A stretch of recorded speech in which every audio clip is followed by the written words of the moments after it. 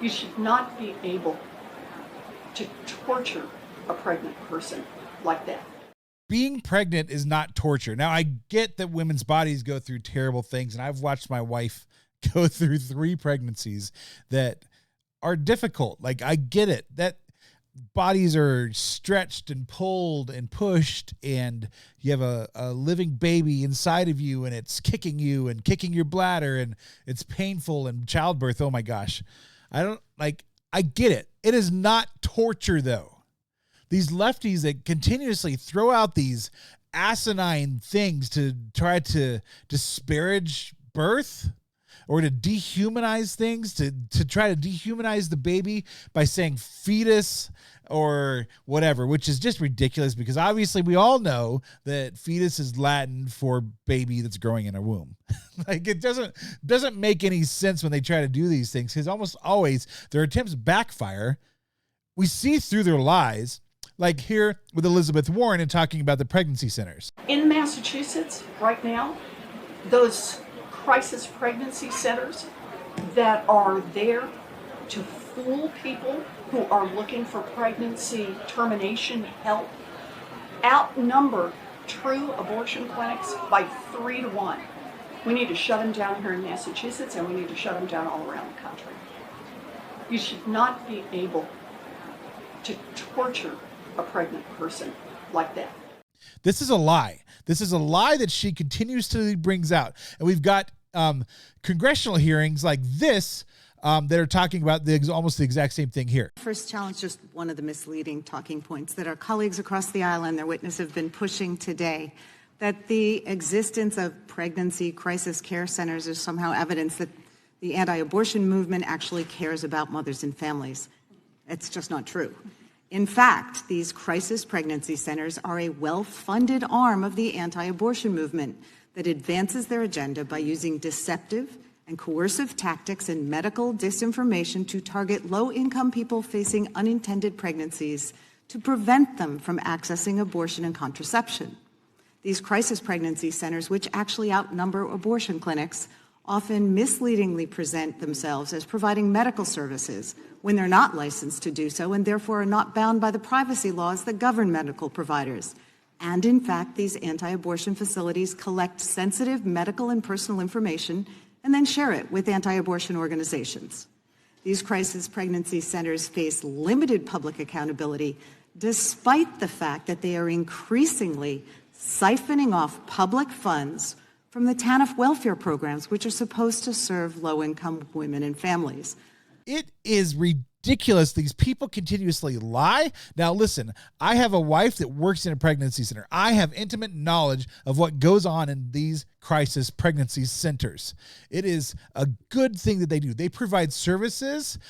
They don't provide abortions, but they provide services pre and post birth. They offer services for parenting classes. They offer men the services as well. If you need STD testing, they have that available for you. If you need counseling post-abortion, if you choose to end your baby's life, which they try to counsel them away from, but it's an affirming way for people to be approached. And they, of course, they have a religious faith.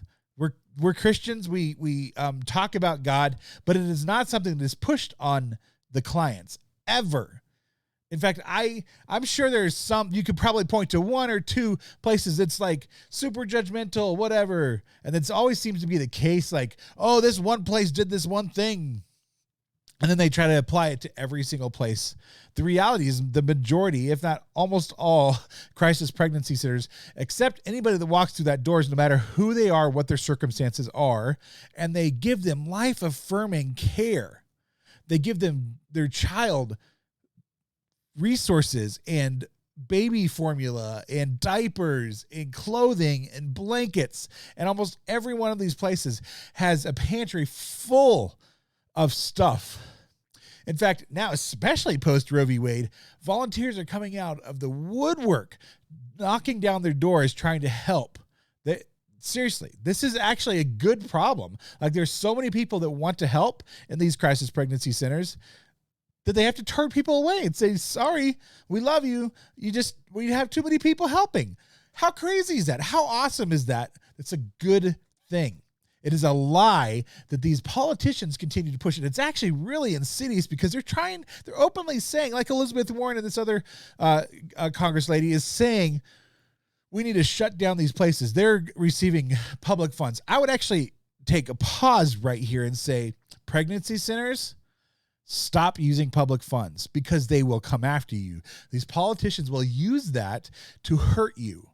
There is enough money out there, and if you don't know how to raise funds, find somebody that knows how to raise funds. They're out there. People are natural fundraisers. There's people around you. Don't rely 100% on the wealthy people. Come up with programs or things that you can just get people to donate $25. You can generate a lot of people, especially on social media. Just reach out to people. If you need help, reach out to me. I can help you out with a plan.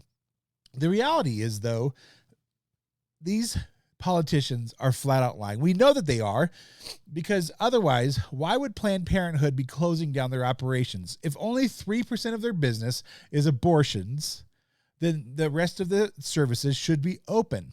We know that they're lying about this. We know that they don't care about this. We know that the majority of their business comes from abortions. It's a cash thing. They obviously take credit cards. So these girls will take out credit cards in order to get an abortion. Then they straps them into debt. They always say, oh, they don't want the babies because it will put them into further debt, but they are going into debt just to get these abortions. It is insidious. Every single time that they claim one thing, you can almost always flip it around and say, yeah, the exact opposite is actually true, because these guys lie. It's ridiculous. But also don't put your faith in the GOP. The GOP is not here to save us. We have our own solutions. We can do our own alternate economy. We have the solution right there in front of us. Don't rely on a political party. Don't rely on a politician, even if they're really good. There's really good politicians. I've met them. I know them. I've helped run their campaigns. I've done things with really good people, but they are few and far between. Frankly, when they go to D.C., they get pulled into the swamp and they get eaten alive, or there's such a small minority that they're never effective. The reality, too, is this abortion, pro-life debate has been going on for 50 years. The Republicans have had super majorities. They could have pushed through a bill at that moment and been pro-life, pushed it all throughout the whole country, and that's something that they've just never done. The Democrats could have pushed anti-life bill through. They've never done that. Why? Because it's a winning issue for both parties. They can exploit what is good or exploit what is bad. This is how they fund. In fact, there's whole careers built on this in Washington, that they're going to be pro-life, everything that they do, and trillions of dollars have probably been fed into the beast of the pro and anti-life agendas. That's just the truth. So why would anybody give up that cash cow? You have to kind of think of it. It's cynical, but you have to think of it in that way, unfortunately, and realize that the true solution is right there in front of us. These pregnancy centers, these crisis pregnancy centers, are already there. And if you need one in your community, start one up. Just start a small pantry. Start some counseling. Find a local counselor, Christian counselor or something, that can come in and help out and volunteer or start organizing things. Find a doctor that's going to oversee, what ultrasounds, that kind of stuff. You can do it. You can do this on your own. We don't have to wait for a politician. In fact, I would encourage you never wait on a politician for a solution, because they're going to drag their feet, or just the red tape is going to be in the way and they're never going to get things done. Your faith should be, of course, in God. And as I always say, that we need to be moral people that stand for something, as whether we will stand for nothing. The reason I say that is because we are the solution. We have the firm foundation. They're built on the sand. We have a firm foundation. We can build on that. The solution is within you, within your community, within your church, and you can be that catalyst that helps people to a pro-life idea. My name is Paul Process. Would you find me on Facebook? Of course, we're throttled and not, suspended there. So I would really highly please find me on Twitter, on Facebook, but really find me on Getter, find me on Truth if you want to.